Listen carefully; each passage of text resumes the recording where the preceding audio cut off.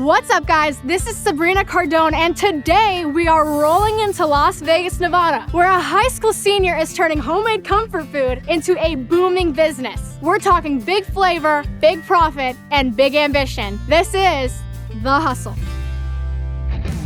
La'Rell Wysinger is still in high school, but that doesn't stop him from running his own food truck out of Las Vegas, Nevada. My name is La'Rell. I'm a 17-year entrepreneur, and I run my business, Chili Barkers. When he's not in class, he's serving his signature product all over town. Chili, cheese, green onions, and a drizzle of sour cream, all served on top of a cornbread bundt cake. People love that. It has the homey taste with the cornbread. It just has its own kind of feel to it. La'Rell's been cooking since he was 12. Now he sells food creations from his trailer window. And by using 3 ingredients for business success, La'Rell's turning savory snacks into stacks of cash. In this episode of The Hustle, we'll see how La'Rell grew his business with the right amount of risk while managing the costs of operating a food truck without sacrificing product quality. Chili Barkers started with a craving. It was kind of an after-school snack idea. The original concept for the business was supposed to be a chili cheese corn dog, but we didn't exactly account for how thick the batter was going to be versus the chili, so it kind of failed and we had to go back to the drawing board, thus coming up with the concept of the cornbread bundt cake, then loading up with chili, cheese, sour cream, and green onions on top. During the pandemic, La'Rell delivered door-to-door by car. When the time came to expand operations, La'Rell used a loan from mom and profits from the business to invest in his trailer. My mom was a big factor in it, and the initial investment came from her and her bank account, and it came out to about $2,500 total. And I made sure that over time that we kept that in mind so I can pay her back eventually as the business grew in profit. With the trailer in tow, La'Rell was able to go directly to customers while keeping overhead low. Of course, I have to pay for my licenses and stuff, and I have to pay for staff and utilities, but the initial cost of having to pay rent every month is one thing that saves us a lot. Festivals have the potential to bring a lot of customers. They told us it was going to be 10,000 people and it's going to be this festival extravaganza. So I'm thinking, wow, I need to prep. So for 2 weeks straight, we were prepping straight cornbread, chili, buying product, and we were up late every night. But with a lot of people comes a lot of food trucks, and we didn't account for that. And we spent almost about 3-4K, and we only came home with 400. That was really a humbling moment, and we really had to sit back and like, okay, we messed up. How do we bounce back from this? How do we learn from this? And we have learned. Now, every time we do a festival, we kind of calculate based off like percentages now. This experience taught him about risk appetite. That's the amount of risk a business needs to reach its objectives. Too much risk can lose you money, but no risk means no growth at all. If you're an entrepreneur, risk appetite is a key ingredient. Managing it wisely takes sticking to goals, learning from your mistakes, and calculating the expenses and potential profits of every risk you take. Anytime I have a festival like that now, I'm like, okay, this many people are probably going to eat the chili dog, and this demographic's probably going to eat the cornbread. La'Rell learned fast. Now he plans out expenses and potential profits with business software. It's risk appetite seasoned perfectly. We try to cost it out by what items are going to be most popular and try to make sure we have enough of that to the point where we're not overbuying or undercutting, because we don't want to sell out to the point where, okay, we missed out money because we sold out, but we don't want to overbuy to the point where we have too much product and we have to throw stuff away. So we kind of have to manage it by waste and how much we can save. Now it's time to jump in the kitchen and turn up the heat. And this is it, wow. My second home. Yes. This is amazing. Thank you, This is thank you. beautiful. So tell me about this truck. Like, how long did it take to build this out? Okay, so it took us about 3 to 4 months and trying to just envision a regular plain utility trailer. The inside that we refurbished, it was me, my stepdad, and my uncle, and we kind of got the stuff from Home Depot. Can we see the inside? Of course, let's go. Awesome, let's see it. Wow, this is very nice. So what are we looking at here? So right over here, you have my preparatory station. So this is where I put all of my chili and everything that needs to be hot. Right here, this is where the chili goes. Our refrigeration system, this is where we keep all our cold stuff. That is our bread warmer. So if we ever need to kind of just put the cornbread there to stay warm, any miscellaneous things to keep warm, we can put it in there. La'Rell's trailer is impressive. It's built to serve food, stock supplies, and keep employees cool in a compact space.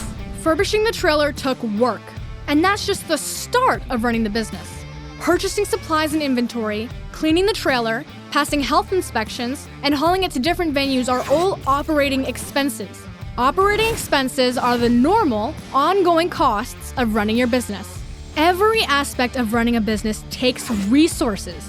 Losing track of those resources can ruin your bottom line. Building them into your business model is an important step. So before you want to make any food on any kind of surface, you want to make sure you sanitize it first. So usually we clean it with our sanitizing bucket and we make sure every counter that we serve on is clean. So I noticed you have an A on your window there. Yes. What does the process to get that look like? They can either do a yearly inspection or they can do just a random pop-up inspection. La'Rell, I have a confession to make. What is it? I've never had chili before. No. I've never had chili. The door. Okay, let's look in here. Yeah, whichever one you think is the prettiest, that is yours. Okay, this one's gorgeous. Look at Yeah, this. Look at that perfect crust right there. There you go. That's how you present it to the customers. So we're gonna grab the cheese right here, Sure, sprinkle it don't like be shy. Yeah, that. keep going. Go ahead and get as messy as you want. Oh my gosh, this looks amazing. And then Don't be shake it. shy with this. Take a few of them and do like small snippets. Okay, so we're getting out the cheese. Do you want to put some on top to your Let's filling? sprinkle some more. Gorgeous.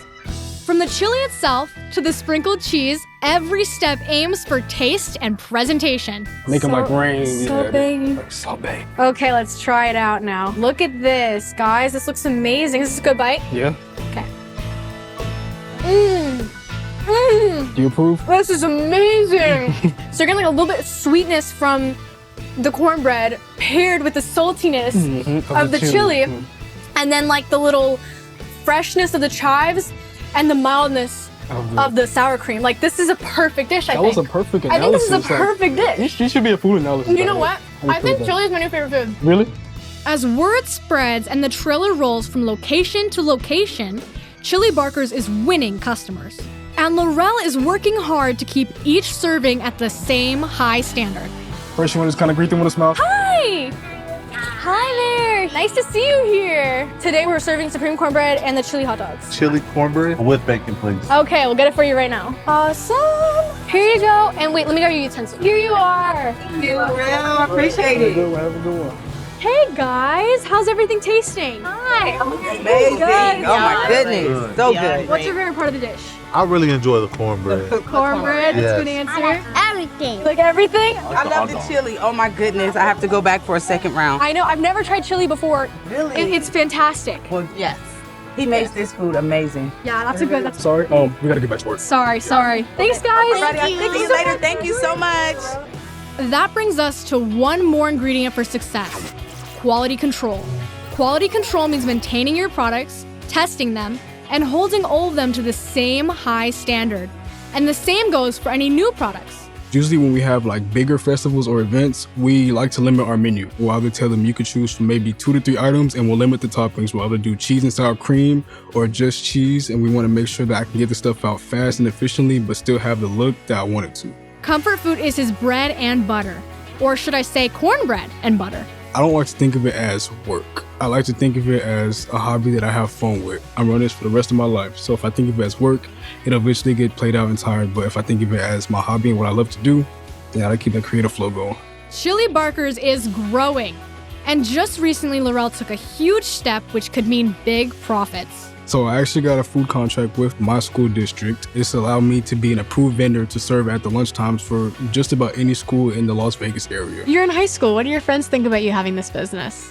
My friends are very, very supportive, especially since now that I serve at my school. It's kind of funny, like every time I'm cooking, they're like, is La'Rell in there? Is La'Rell in there? Like they're excited and they want to see me cooking. Once he graduates, La'Rell won't just chill.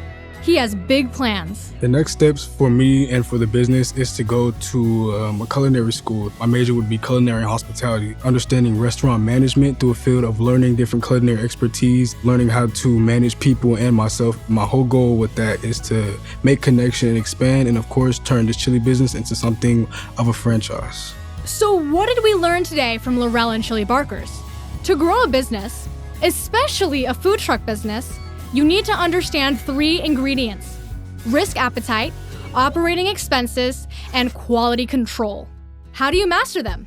Learn what risks you want to take and plan accordingly.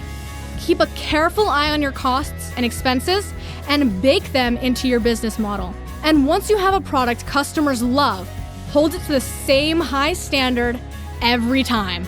Stick to these principles and you'll have a recipe for success. Thank you for watching this episode of The Hustle.